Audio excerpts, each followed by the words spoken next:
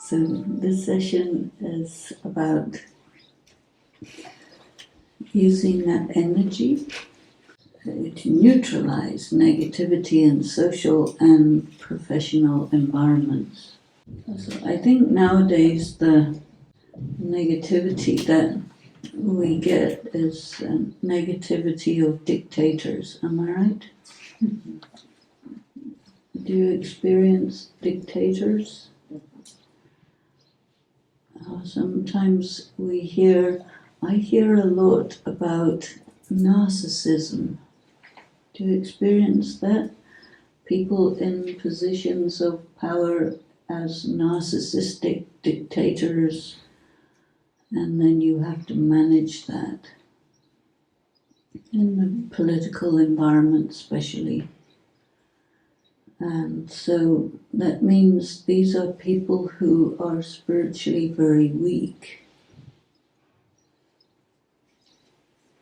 They would be strong.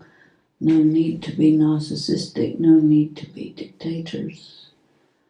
So this type of force is actually a sign of spiritual weakness. So we need to know that people who are weak cause a lot of trouble. People who are strong, they don't need to do anything in particular like that because they're already strong. So here are you who have access to that energy. That means that on a continuing basis you are becoming gradually more and more strong, more and more integrated. And this is called a spiritual university, which means continuous assessment, continuous trials. Is that okay? Trials, opposition,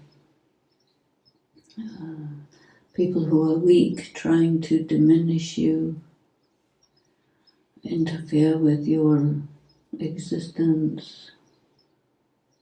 Do you experience that? So this is par for the course. This is normal. Just as in the morning I was talking about resisting the resistance that is in the way of you accessing the power and drawing the power into you. So also there is opposition all around you, and it is not very nice, but it's very necessary, because unless you have that, you can't increase your spiritual muscle, and you need to increase your spiritual muscle by dealing with opposition. And part of this is because of karmic accounts. So it is said that this period of time, this historical period of time where we are learning spirituality big time, is also the time where we have to settle the outstanding karmic accounts that have accumulated over all of the cycle of time, which is a long time. And it's very difficult to know what you have done and what has happened to you in other lifetimes. It's a safety mechanism to be cut off from your previous lives. Otherwise you have too much going on. Your relationships would be very weird.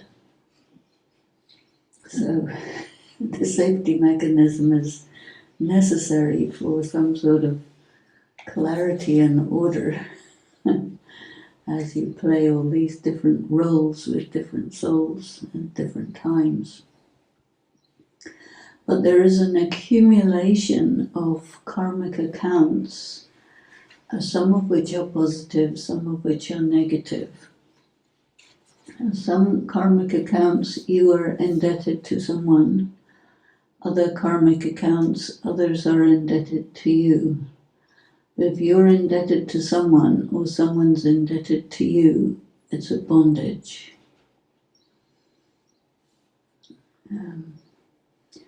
Because who's indebted to you has to pay, and who you're indebted to you have to pay, and you can't get away from them until it's settled. And when they fade away from your life, it means it's settled. So things are like that. There are some accounts of harmony. That is, where you have a very deep connection with someone, but it's not a connection based in debt, but it's a connection based in where the interaction is balanced and harmonious, so you're together with that person or those. It doesn't involve distress, but it's a very positive connection, like you work together with or you live together with, and the combination of yourself and that person or those people is for the greater good. That is also there. And so you're held together with those people, but not by bondage, more by, maybe we would say link, as opposed to bondage. So all these things are playing out. Where things are playing out well, it's not a problem.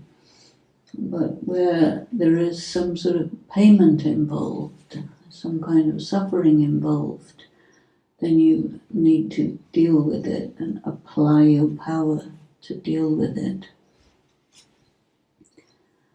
So some of the things that are there in us is that we are the problem. So in some cases, it's to a greater or lesser extent, we are the problem. And so in that case, whoever's around us will reflect back to us that we are the problem, but we may or may not interpret that that's the message, that we are the problem. We may think they are the problem. So if we think they are the problem, then we will not do what we have to do. If we think, oh, I'm the problem, then you do the work.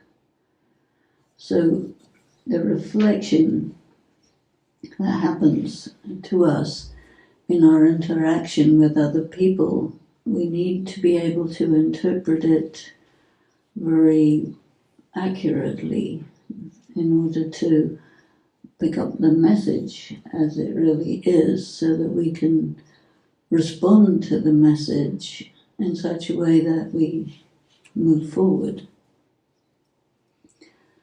So for that we need a power of discernment, a power of discrimination. If you are the problem, what you consider is right is the problem.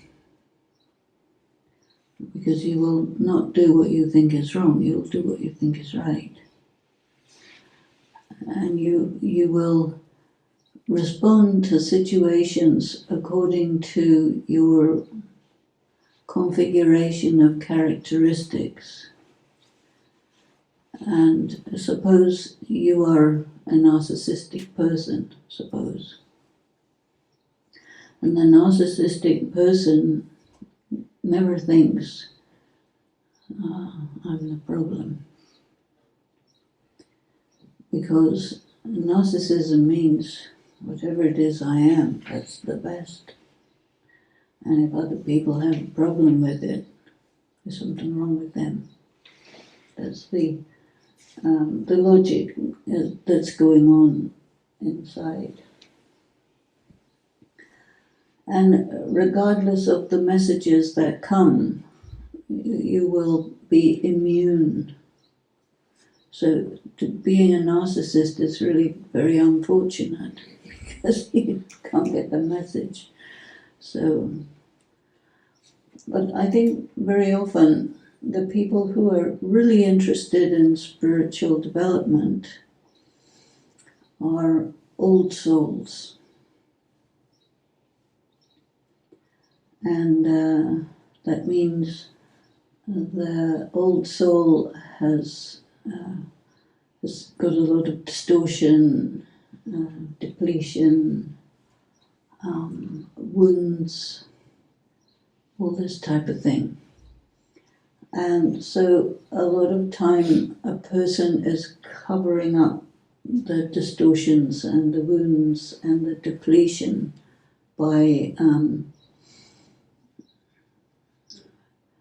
expertise or some different kind of disguise that deflects people's attention away from your trouble.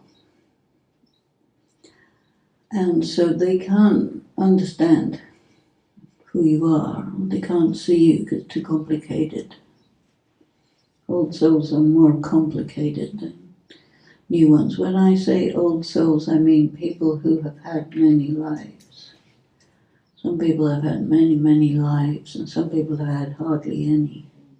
The overwhelming majority of people around you have had very few lives, so they're simpler. But if you're really interested in spirituality, the chances are they're quite complicated.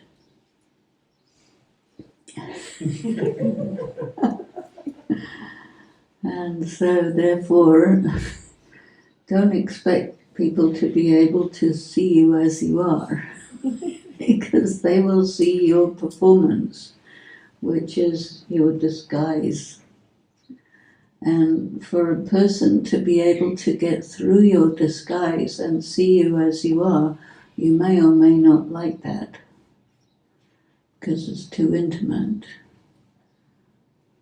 or you don't know what they'll do with it, because the old soul is very sensitive. Right? Are you very sensitive? You don't want anyone to know that, so you have to cover it. So they won't know that you're sensitive, so they'll hit you hard thinking you're insensitive.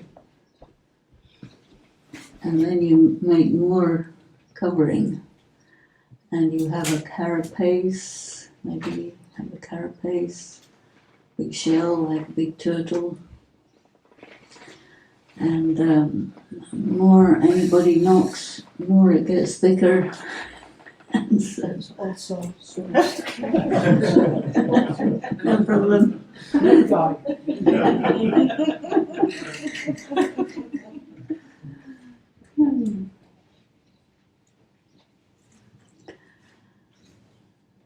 So I think that the first and most important thing for such a soul is to sort of untangle all the complications and come close to this very pure, very beautiful, essential self, and to be very aware that all your various coverings you have an absolute right to. There's nothing to do with taking them down. But just knowing that when you project this covering this way and that covering that way, that is what people will respond to. So what that means then is that you have a lot of capacity to determine what people will see. You direct that. So you decide how you want them to respond to you. And according to that, you decide what they see. This is your right. It's a good idea because you have the right to your privacy. And I suppose you don't like your privacy invaded. Is that right? So, and this is not a bad thing. Maybe somebody else might not like it, but it doesn't mean it's a bad thing. It's a very good thing. But then you need to be able to read people well. And to be a good judge of character is very advantageous, so that you know who you're dealing with. Don't expect them to know what they're dealing with. You're too complicated. That's okay, no? Because you don't give them the right to full access to you, do you? No way. But you see the role. So one of the things that we hear about in the study of Raj Yoga is the aspect of being an actor and playing a role. And so you have many characters that you can play, and each one is a complete one. So you can decide the character that you play with different people in different circumstances, and your success is impacted by the accuracy with which you read the other people that you're around. You don't even think about trying to change them, because that's a waste of time and energy. But you have to catch who is this person, what they want, what you want. And you have to decide what is the game. Game not in the sense of something dishonest or something, but there is always a game. In interaction, there's a game, like football or cricket or whatever the thing is. There are games and there are rules of the game. People break the rules. It's a competition and all of that stuff.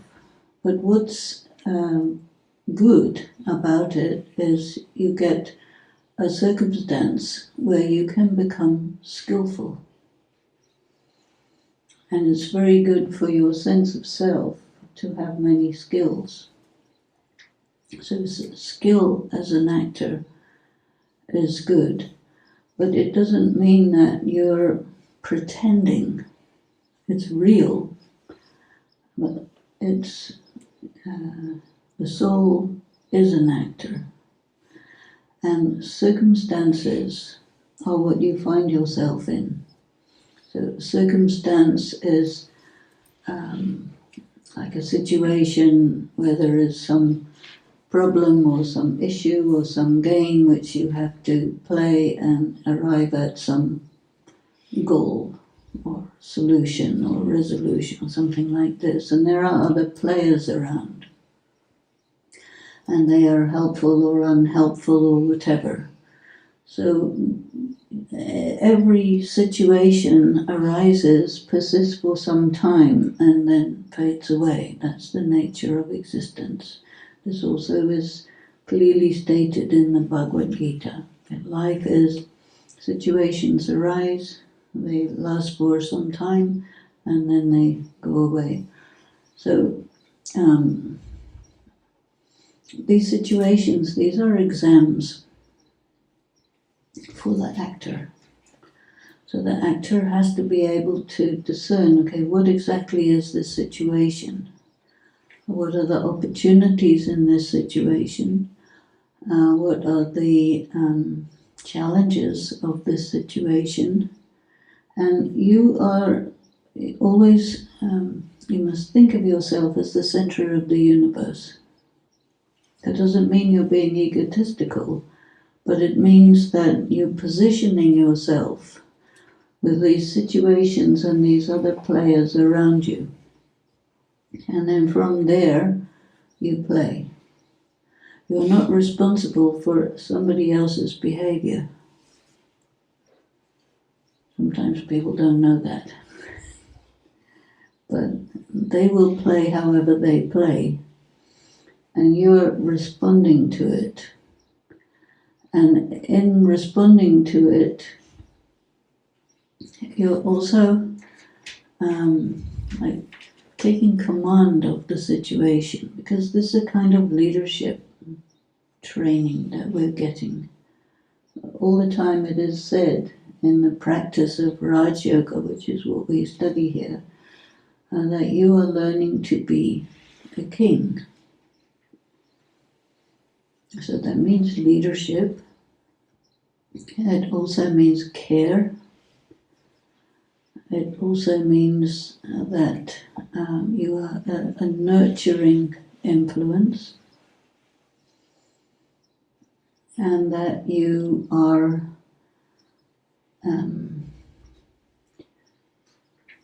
you can say you're the one who is responsible for greatness to be happening. And so if someone else is not great, that's not your problem. It's their problem, and even that's not your problem. How a great person functions surrounded by not great people, that's a circumstance. And so you have to think about your honorableness, your integrity, your generosity, your self-respect, your boundaries, your humor, because all of these things are required. You're main actors in a big movie, and it must be memorable, otherwise no one can watch it. So how you play and what you do is put into the atmosphere, so that even if people are not seeing what you're doing, but they will feel what you're doing even if they're a million miles away. So this is the actor, spiritual actor. So mostly you have a family situation and you have a work situation, and you may have your friend circle, you may be politically active, you may be influential in various areas, but you are influential.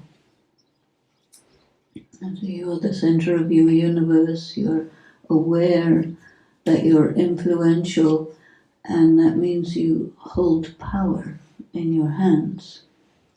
Influential means powerful. So to learn this means to learn to use power.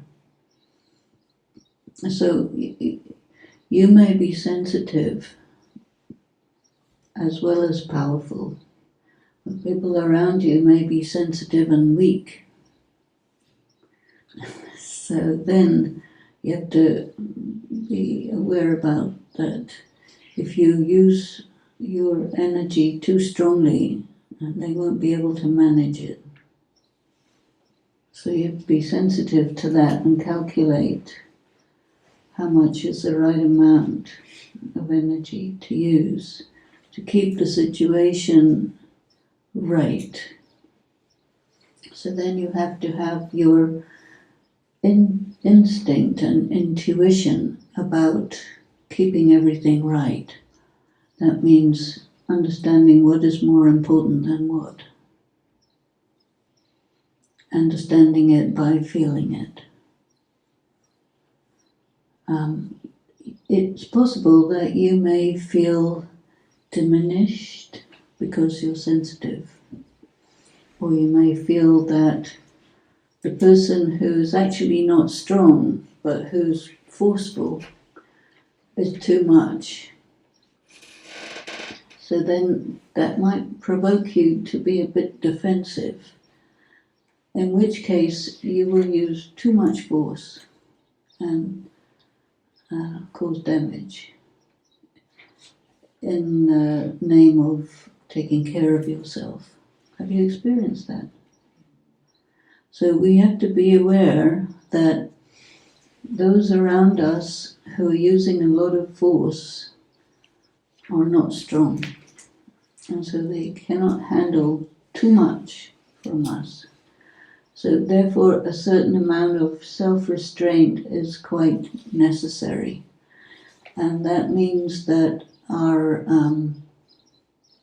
we have to keep our emotions and our energies in check.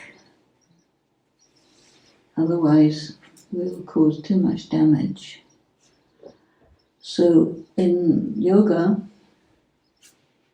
the experience that we have of resistance is quite useful for us to be patient with ourselves, to be able to wait situations out, to not mind about things that irritate you, because your judgment needs to take precedence over your reactions, so that your reactions do not take over, because that would not be a good leader. And even if you're in a very small position in comparison with everybody else, doesn't change the fact that you are actually the leader. People in powerful positions get very uncomfortable around people in weak positions who are powerful. You need to know that. So you may be in a weak position, but you are a powerful being, and it's just very important to remember that, because your existence is scary for people. That's just the way it is. And so they react to it by giving you a hard time. Have you experienced that? So then you understand that they have to give you a hard time because they're scared of you.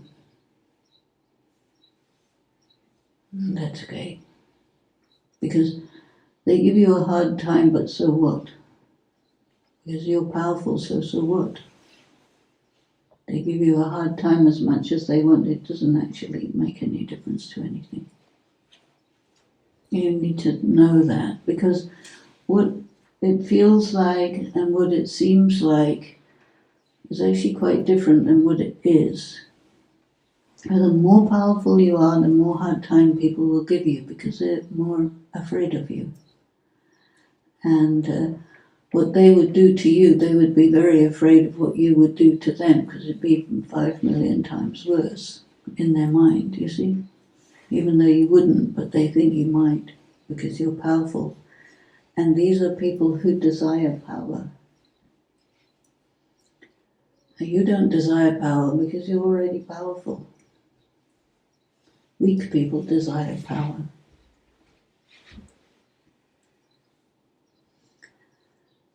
The different kinds of karmic debts that we have and pressures that we feel, they exist so that we can get practice to apply different aspects of our power to manage those things.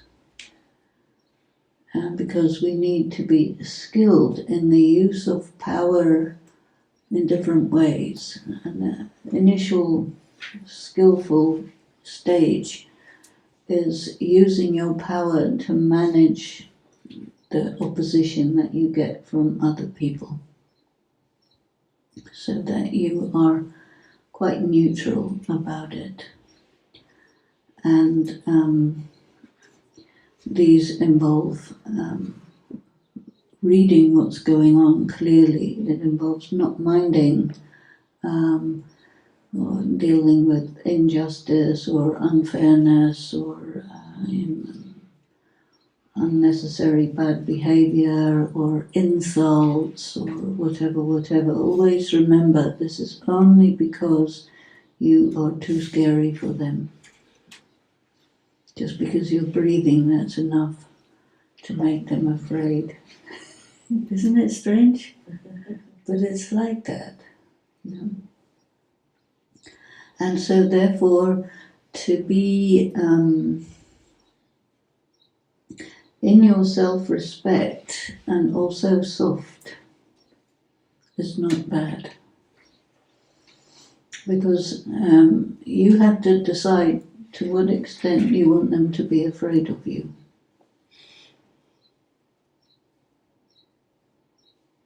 If they're very afraid of you, they'll be very far away. You don't necessarily want that.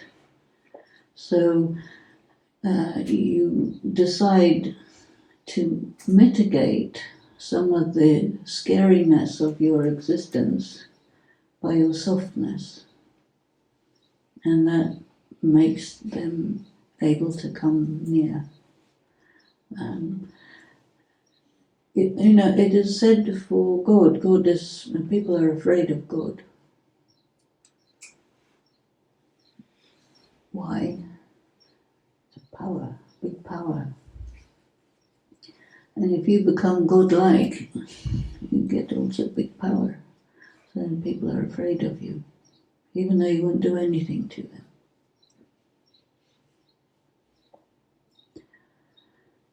That means you have to start to understand your power, and understand how widely its reach is, the aura of it, the strength of it. For you it's normal, for somebody else it's like, what is going on here? Who is this person? A mosquito is pretty small, but you don't want it to bite you, so boom, you take it out. So, just it's important to know that a powerful soul who doesn't understand that they're a powerful soul will invoke a lot of trouble. And so to know that and soften yourself is just a very good policy in the acting arena. And also, people desire your power. Well, yeah, because they're weak. So if they see somebody powerful, on one hand they're scared of it, on the other hand they want it. So you have to be able to read a situation where somebody wants your power. So how do they take your power is by trying to persuade you that you're weak. Have you experienced that? So that's the game. So you have to understand the game. Somebody starts trying to persuade you you're weak. You go click, click, click. This is the game. Okay, let's play that game. All right. You want to persuade me that I'm weak, but I'm not going to buy into that because I know better. And I know that it's because you want my power. So again, you're the center of the universe. You decide how much energy that you will allow them to have. Because they will be content with a little bit, even if they want all of it. So you are the one who calls the shots. So it's an amazing game, but we cannot afford to take it at face value because then we will be deceived. So if you come into a situation where someone is able to impress you by one thing or another that they may do or have or whatever, there's danger.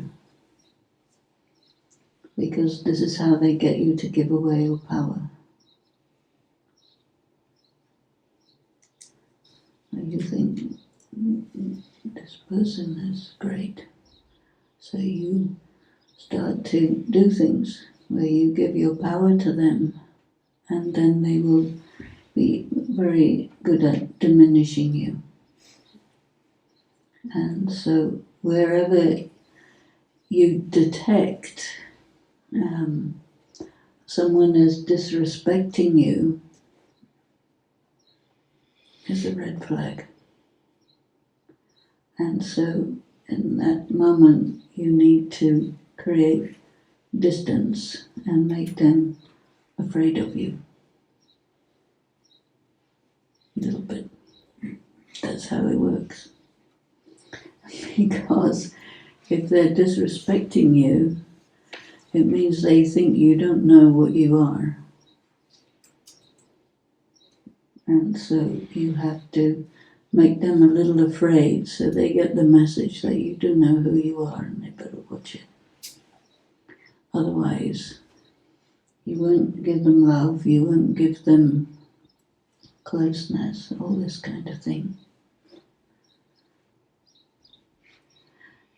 And you may or may not like that, but that's the way it is. Because if you're a powerful soul, then you have to function in that way. And ask yourself this question. I probably told you before. Is it better to be a powerful soul in a weak position or a weak soul in a powerful position? It's always better to be a powerful soul in a weak position than a weak soul in a powerful position. But in most circumstances of the world today, positions of power are occupied by weak souls. And I think that the reason is because the powerful souls need practice at getting skilled in dealing with weak souls in powerful positions and in getting to understand how to wield your power among weak, hungry souls. Right?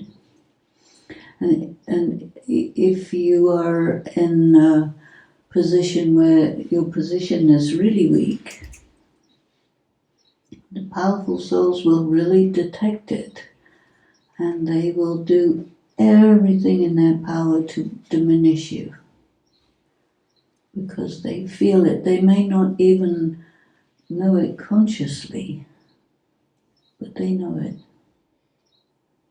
And it's very disturbing for them. And this is why you can experience different kinds of injustice and being passed over and diminished and not appreciated and stolen from, and they'll take your intellectual property or whatever, and they ruin your reputation and so on and so forth. But always the answer you give is, so what?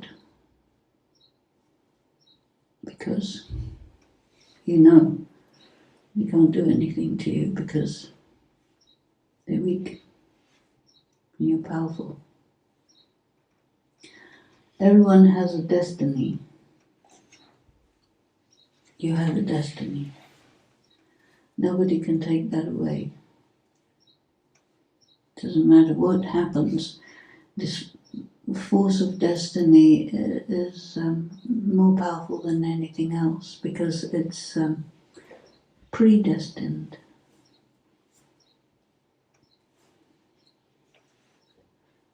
Who you are, you don't know, but who you are is who you are. And slowly, by discovering and recognizing that you are a powerful soul, you begin to understand a little bit more who you are And powerful souls have powerful destiny. And when a powerful soul is depleted, and then it's very easy to do everything all wrong and make a big mess because you're powerfully doing everything all wrong.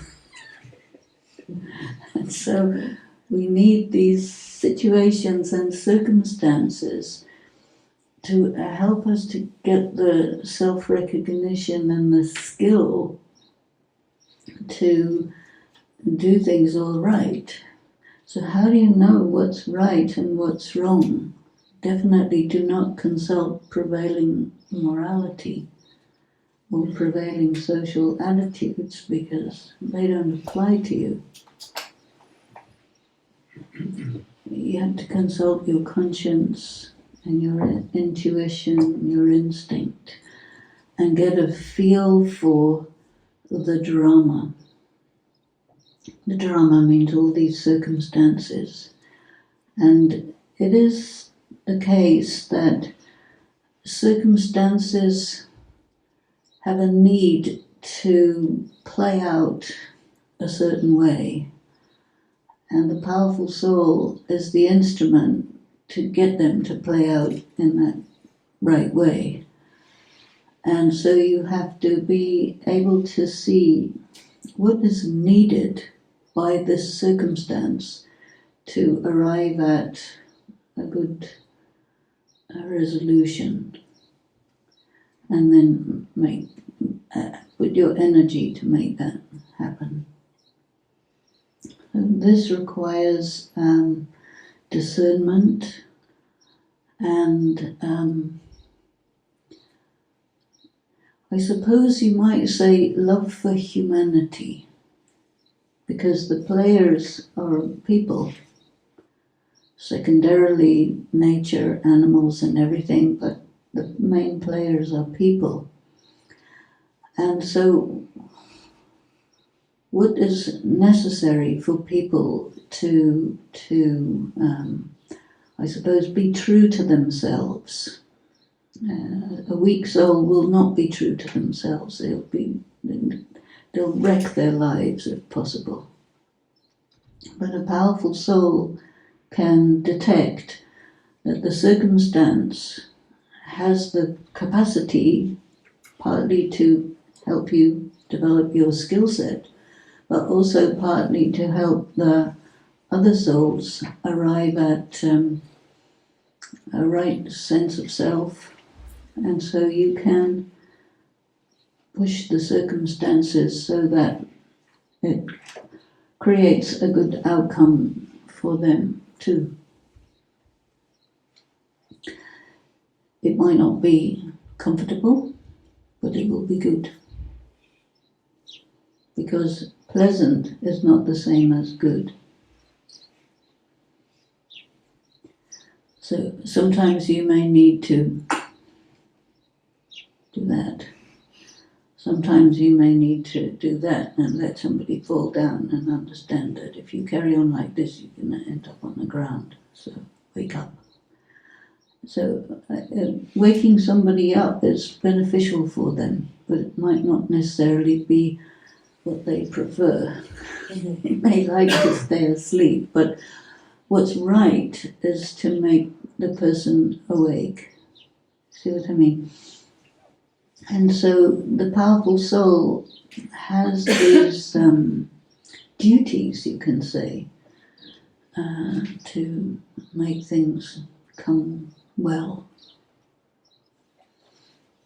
You may be surrounded by people who have a lot of ego, fragile eggshell people. And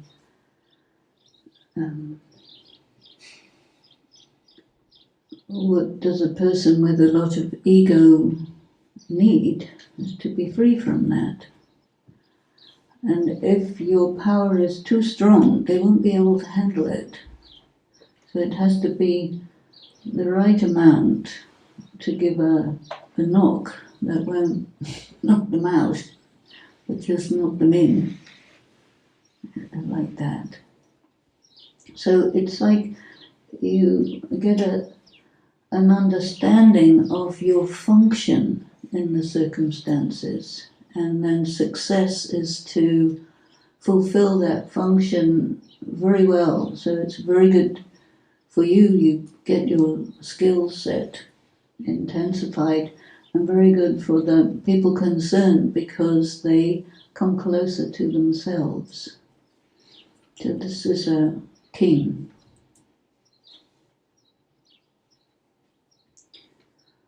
So we'll have a little bit of meditation. Getting in contact with the extent to which you are a powerful being of light, very powerful.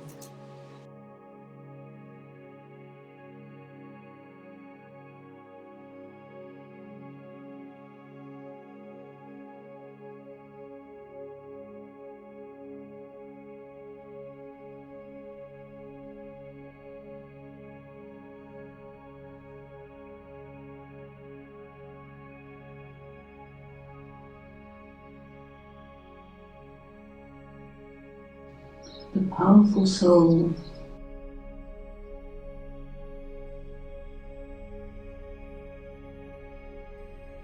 has been distorted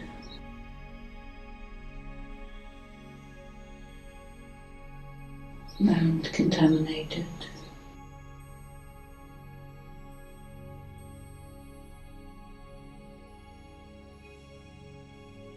And doesn't feel so powerful. Sometimes doubts their power.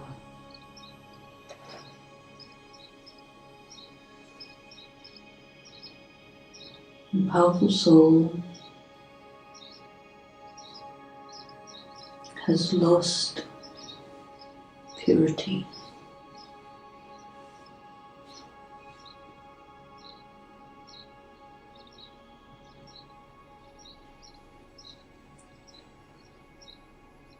So sometimes that power does damage.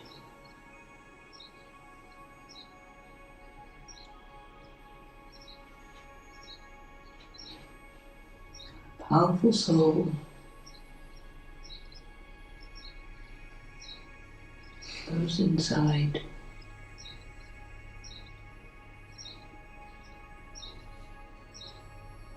and admits to the self, I am a powerful being of light.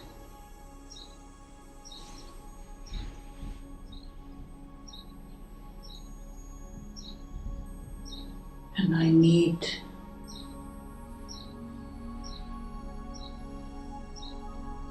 purification.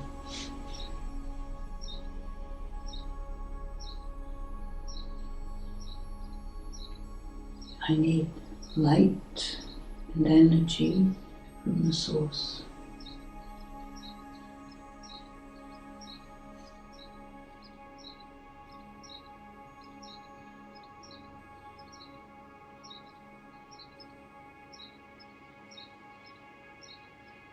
So go deep inside.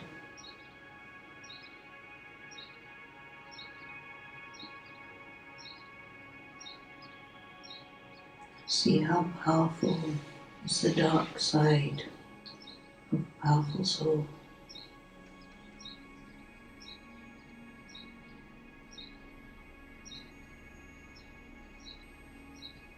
And know that that is also okay. However dark it is.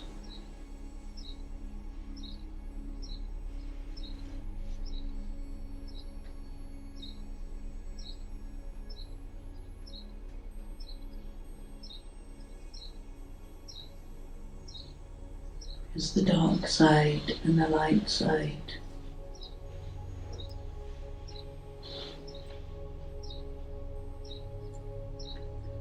Must come together.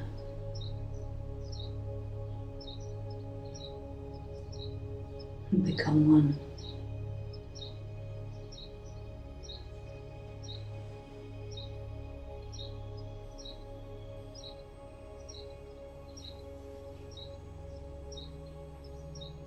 Look into your dark side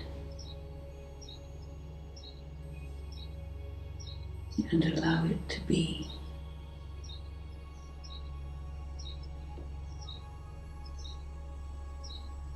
It is what it is.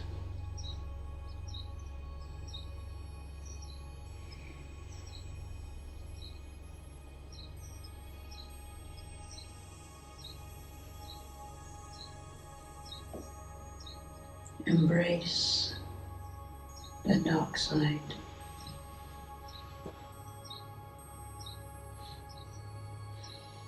Invite it in to your light.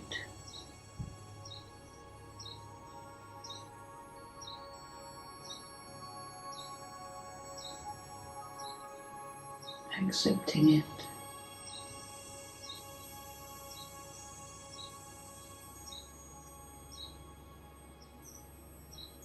Spin the light and the dark like the yin yang symbol.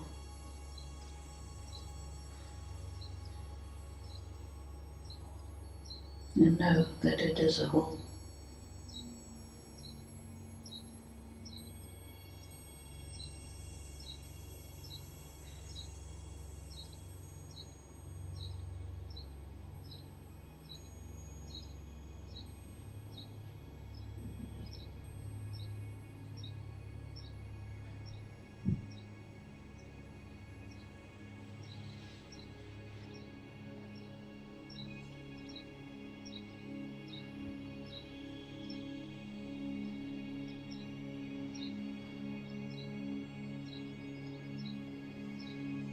Neither hide your dark side, nor hide your light side.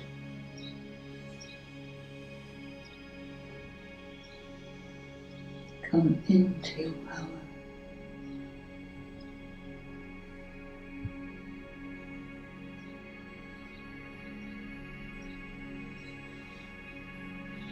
And let yourself move beyond the physical form.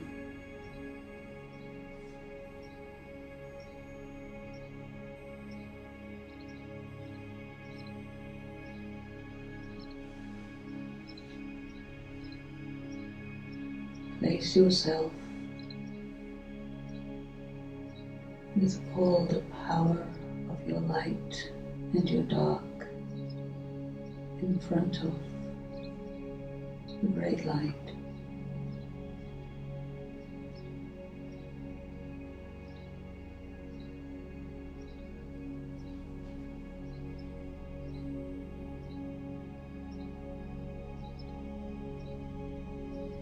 Fully exposed.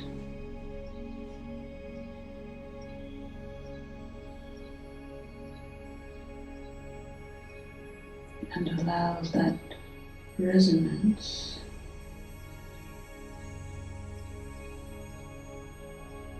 to shift you.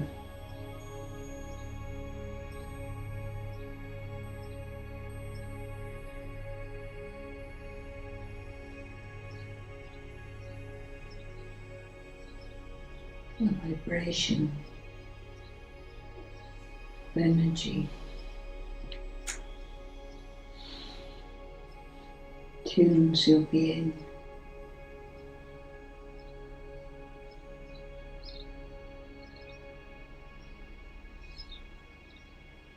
So the light and the dark are together like the keys of a piano.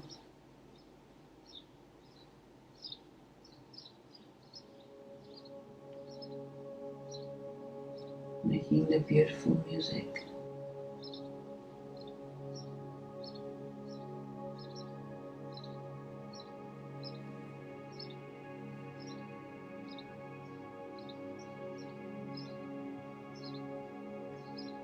Dispossess yourself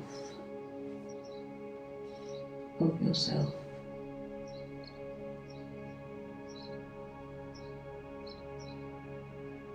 Become nothing, empty.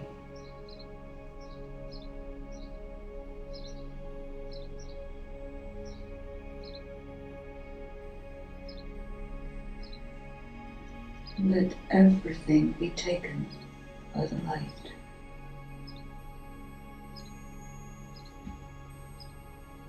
And trust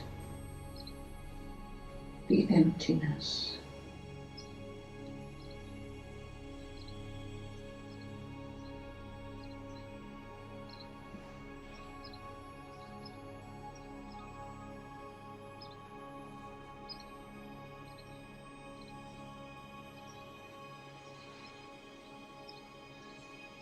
You have the power to bear the emptiness.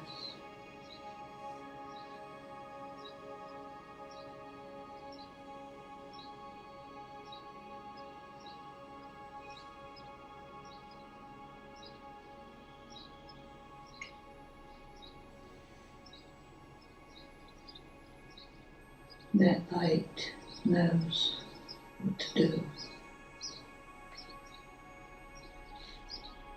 Trust that resonance.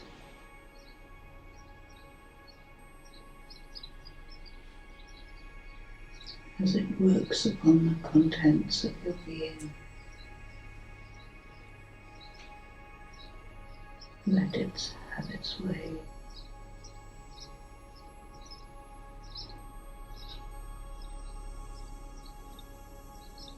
Be completely open.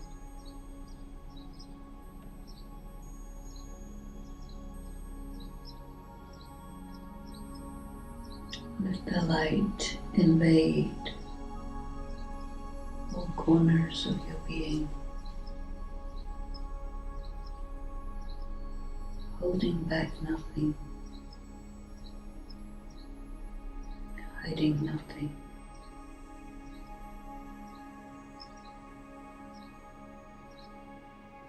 Being empty.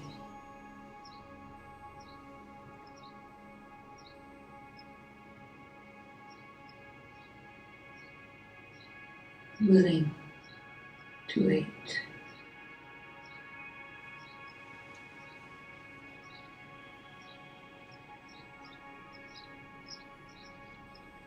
While that energy takes over your being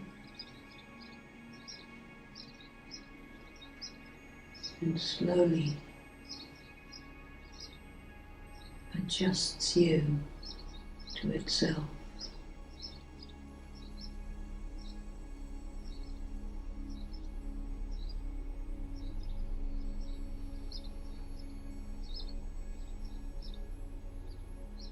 Allow yourself to be created.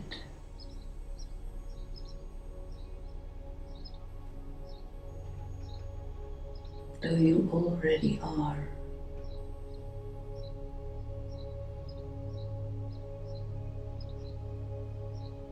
But that energy restores you to your original condition.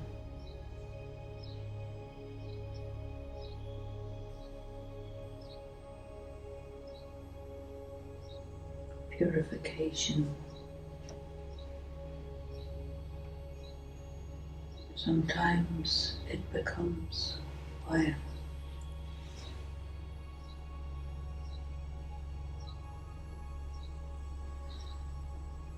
The intense burning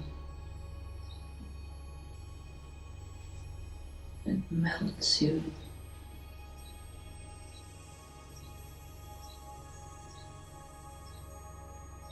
Impurities burn away.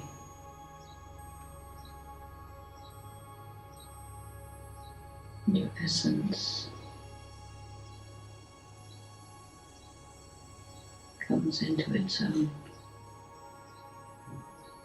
clean, bright.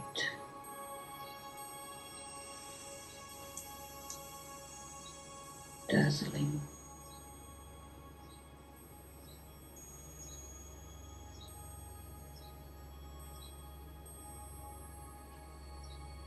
Allow this to happen.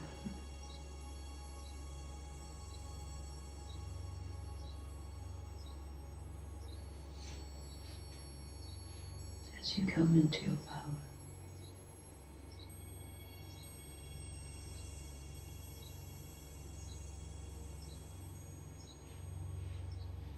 slowly change takes place.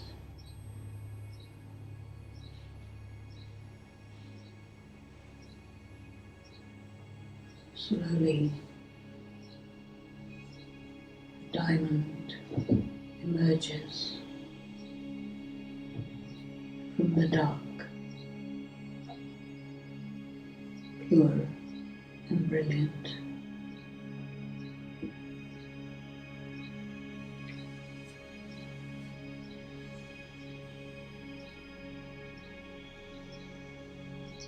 Hard, resilient, filled with all the colors, giving only light.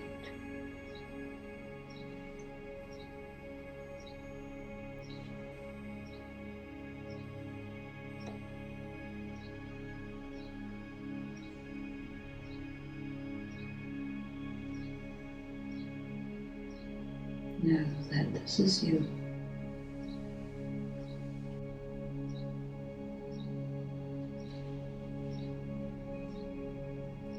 Feel your beauty.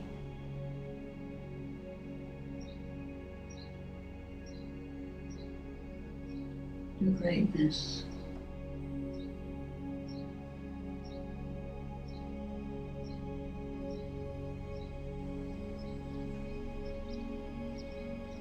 Which humbles you in front of yourself.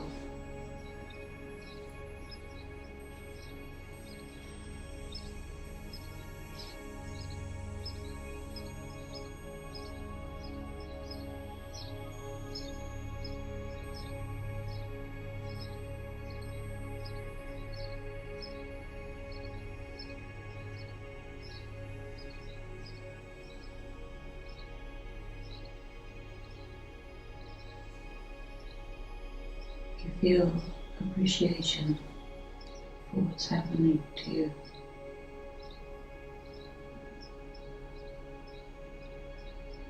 The great light is making you great and light.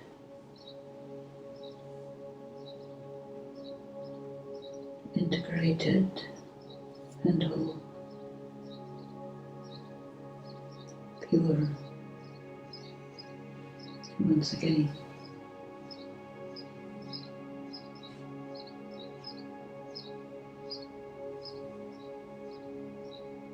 And the dark and the light merge together.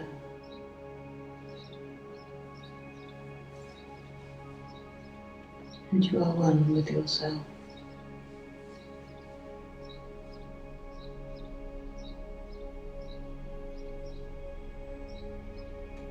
You understand who you are.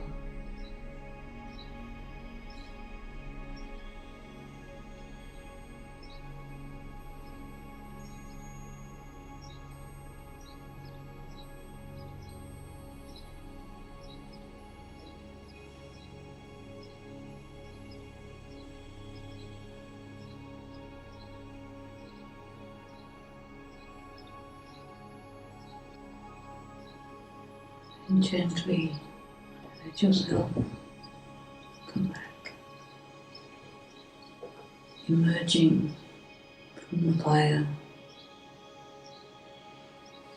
is a beautiful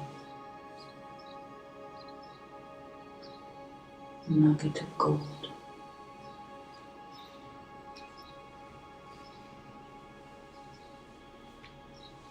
Valuable, clean, special.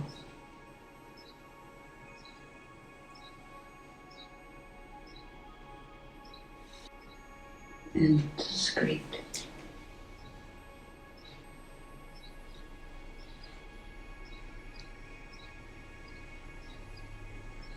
Shanti.